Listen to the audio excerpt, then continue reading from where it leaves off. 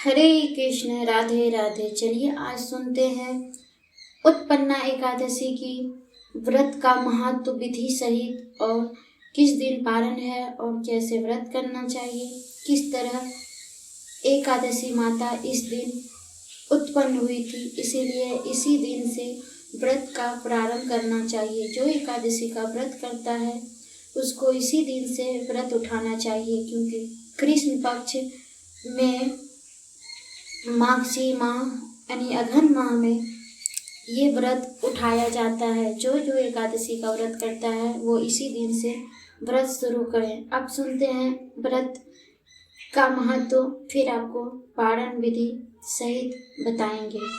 श्री सूत जी बोले, मुनियों, विधि सहित इस एकादशी का महत्व को भगवान श्री कृष्ण ने कहा था। भक्त जन ही इस व्रत को प्रेम पूर्वक सुनते हैं और इस लोक में अनेकों सुख भोग कर अंत में विष्णु पद को प्राप्त करते हैं। श्री सूत जी ने कहा, हे प्रभु, इस एकादशी व्रत का महत्व क्या है? इस व्रत को करने से क्या पुण्य मिलता है और इसकी विधि क्या है, सो आप मुझसे कहिए। ऐसा सुनकर श्री कृष्ण भगवान ने कहा, अर्जुन, सबसे पहले हेमंत ऋतु यानी कि माघ शीष महीने में कृष्ण पक्ष की एकादशी का व्रत करना चाहिए।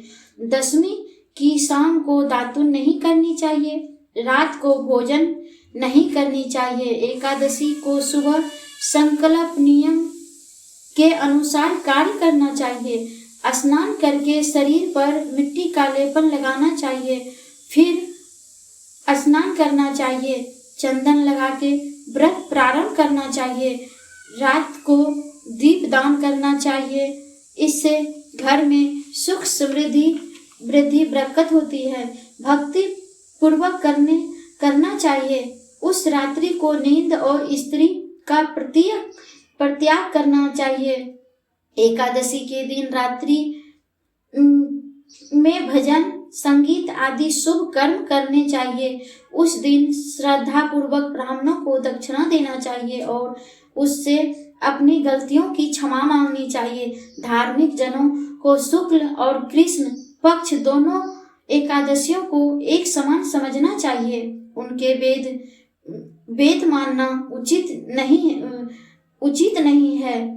ऊपर निम्नलिखित के अनुसार जो मनुष्य एकादशी का व्रत करते हैं उनको शंख उच्चारण, तीर्थ एवं दर्शन करने से जो पुण्य मिलता है, उस एकादशी व्रत का पुण्य उसे 16वें भाग के बराबर भी नहीं। पात योग की संक्रांति में तथा चंद्र सूर्य ग्रहण में दान देने से और शुक्ल पक्ष के स्नान करने से जो पुण्य प्राप्त होता है, वही पुण्य मनुष्य को एकादशी व्रत करने से प्राप्त होता है। जो फल देव पाठी ब्राह्मणों को 1000 गौदान करने से मिलता है, उसे 10 गुना अधिक पुण्य एकादशी का व्रत करने से मिलता है। 10 श्रेष्ठ ब्राह्मणों को भोजन कराने से जो पुण्य मिलता है, वह एकादशी के पुण्य के 10वें भाग के बराबर होता है। निर्जल व्रत करने का आधा फल एक बार भोजन करने के बराबर मिलता है। उपरांत कोई सा एक व्रत जरूर करना चाहिए। एकादशी का व्रत करने पर ही यज्ञ, दान, तप आदि मिलेंगे, अर्थात नहीं। एकादशी अवश्य ही व्रत करना चाहिए। इस व्रत में शंख से जल नहीं पीना चाहिए। मछली, सूतक आदि अन्न एकादशी के व्रत में निर्जीव है। एकादशी व्रत का फल 1000 यज्ञों से अधिक है। ऐसा सुनकर अर्जुन ने कहा, हे भगवान, आप इस एकादशी के पुण्य को अपने तीर्थों से श्रेष्ठ पवित्र क्यों बतलाया गया है, सो सब आप हमें विस्तार पूर्वक कहिए। भगवान बोले, हे अर्जुन, सतयुग में एक महा भयंकर दैत्य हुआ था, उसका नाम मूर था। उस देव ने इंद्र आदि देवताओं पर विजय प्राप्त कर लिया था। उन्होंने सब स्थानों पर स्वर्ग से भाग दिया था। तभी देवेंद्र ने महादेव जी से प्रार्थना की, हे शिव जी, हम सब देवताओं से मोर देव के अत्याचारों से दुखी हो गए हैं, इस मृत्यु लोक में अपना जीवन व्यतीत कर रहे हैं।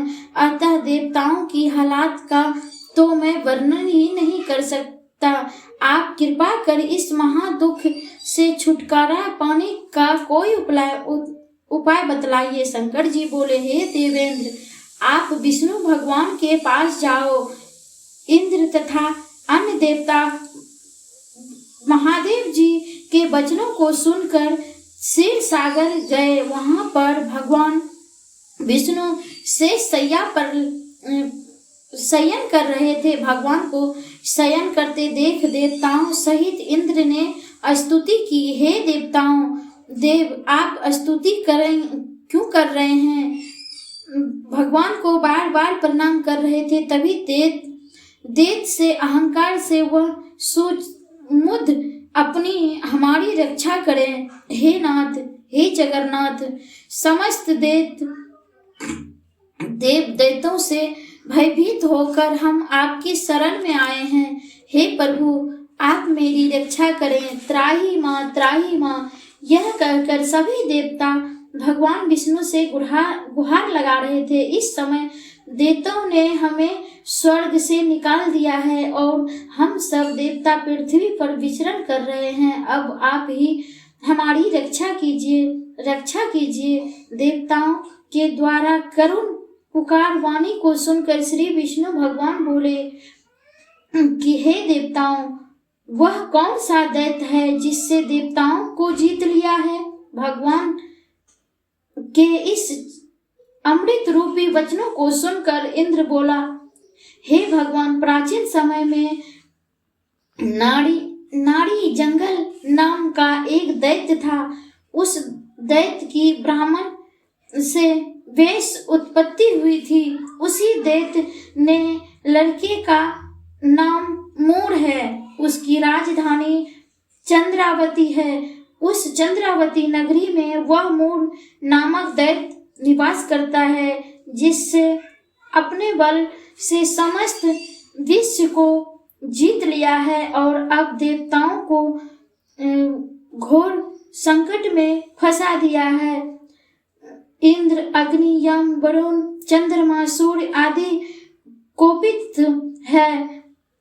वह स्वर्ग सूर्य बनकर पृथ्वी को पाताल तपा रहे हैं और वह स्वयं मेघ बनकर जल की वर्षा कर रहा है। अतः आप इस बलशाली भयंकर दैत्यों को मारकर देवताओं की रक्षा करें। त्राही माँ, हे प्रभु, हे दयानिधि, हे करुणानिधि, हम सब की रक्षा करें आप प्रभु। इंद्र के ऐसे करुण वचन सुनकर विष्णु भगवान देवताओं से बोले, तुम्हारे शत्रु का शीघ्र ही संहार करूंगा। अब आप उस चंद्रावती नगरी को जाएं। इस प्रकार भगवान विष्णु देवताओं के साथ चले गए। तब समय दैत्य मूढ़ अनेकों देवताओं के साथ युद्ध भूमि में गर्जना कर रहा था। युद्ध प्रारंभ होने पर आकर्षण दानव अनेकों अस्त्रों शस्त्रों को धारण कर देवताओं के युद्ध करने लगे, परंतु दैत्यों के आगे एक क्षण न टिक रहे थे। तब भगवान विष्णु भी युद्ध भूमि पे आए। तभी दैत्यों से भगवान विष्णु को युद्ध भूमि में देखा तो उन पर अस्त्र शस्त्रों का प्रहार करने लगा। भगवान भी चक्र और गदा से उसके शस्त्रों अस्त्रों को काटने लगे। इस युद्ध में अनेक दानव दैत्य के लिए सो गए, परंतु देव का राजा मूढ़ भगवान के साथ निश्चल भाव से युद्ध करता रहा। भगवान विष्णु मूढ़ को मारने के लिए जिन शस्त्रों का प्रयोग करते वे सब तेज से नष्ट हो जाते, पुष्पों की समान गिरने लगे। अनेक शस्त्रों अस्त्रों का प्रयोग करने पर भी भगवान उनको न जीत सके। आपस में मल युद्ध करने लगे। भगवान विष्णु उस दैत्य से देवताओं के लिए सहस्त्र वर्ष तक युद्ध करते रहे, परंतु उस दैत्य को नहीं जीत सके। अतः विष्णु भगवान शांत होकर विश्राम करने की इच्छा से बद्रीनाथ आश्रम चले गए।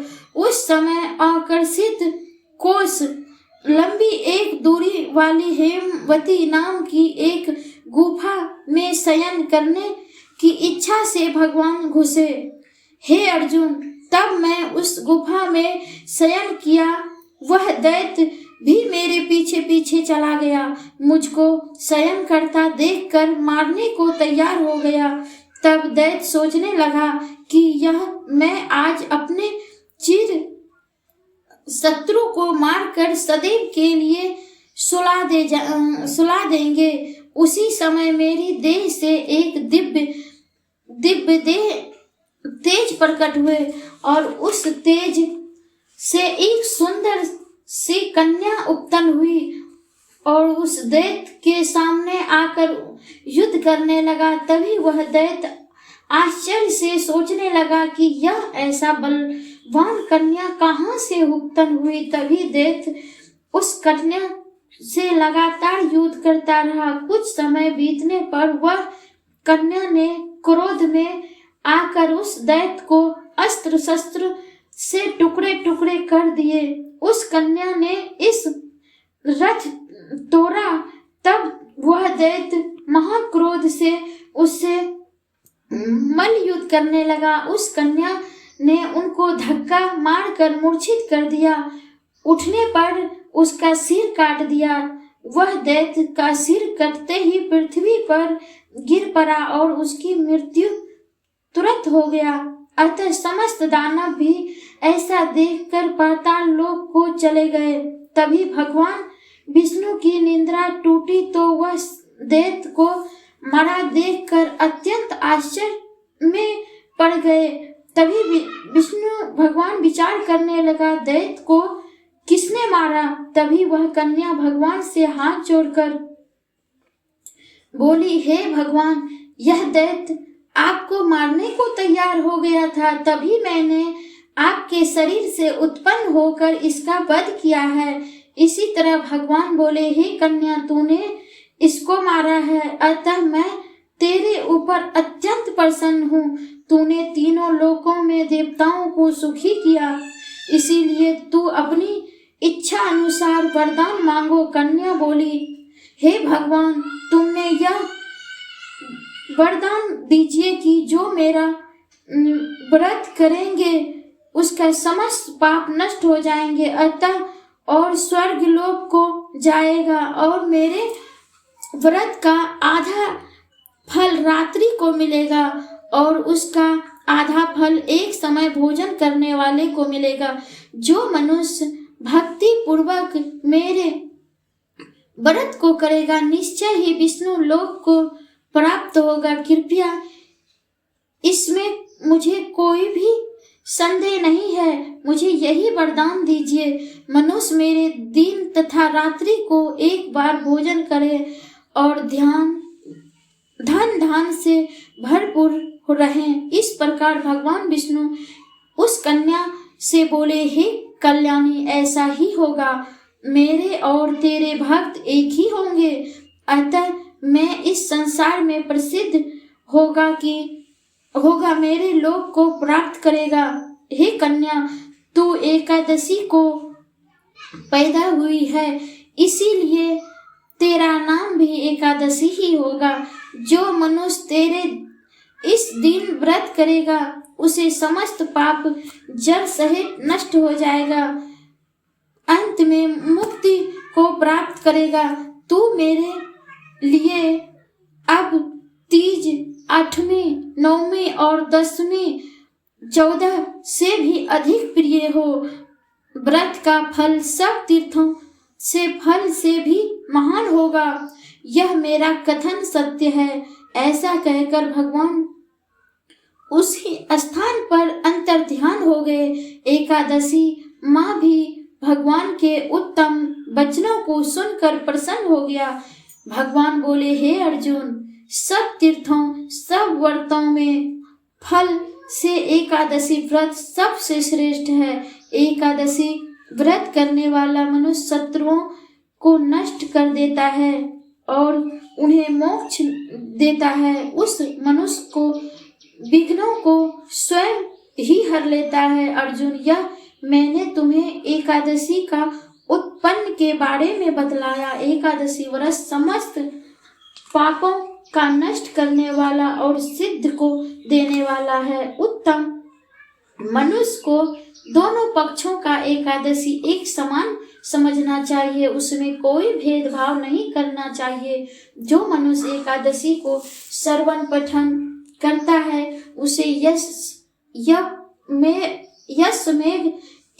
यज्ञ के बराबर फल मिलता है। इसीलिए जो व्रत उठाएं उससे सबसे पहले विधि को जरूर समझना चाहिए। किस तरह व्रत करना चाहिए ये भी समझना चाहिए। व्रत विधि को समझकर व्रत उठाएं। उत्पन्ना एकादशी के दिन सबसे पहले व्रत उठाना चाहिए। और हम अब आगे कहते हैं इसका पारण का विधि। 15 अक्टूबर को उत्पन्ना एकादशी का व्रत है और 16 अक्टूबर को एकादशी का पारण सुबह 7:34 से लेके 8:54 तक रहेगा। और दूसरा मुहूर्त है व्रत खोलने का मुहूर्त 1 बजे से लेके 3 बजे तक ही रहेगा। पारण का मुहूर्त, क्योंकि इस बार 2 एकादशी का व्रत नहीं लगा है, इस बार एक ही एकादशी का व्रत लगा है, इसीलिए 15 तारीख को ही व्रत सब कोई रखेंगे। इसलिए सब एकादशी का 15 तारीख को व्रत रखें। और इसमें मैं पारण की विधि और कथा उत्पन्न की कथा कहे हैं। अब हम अगले वीडियो में आपको कथा सुनाएंगे।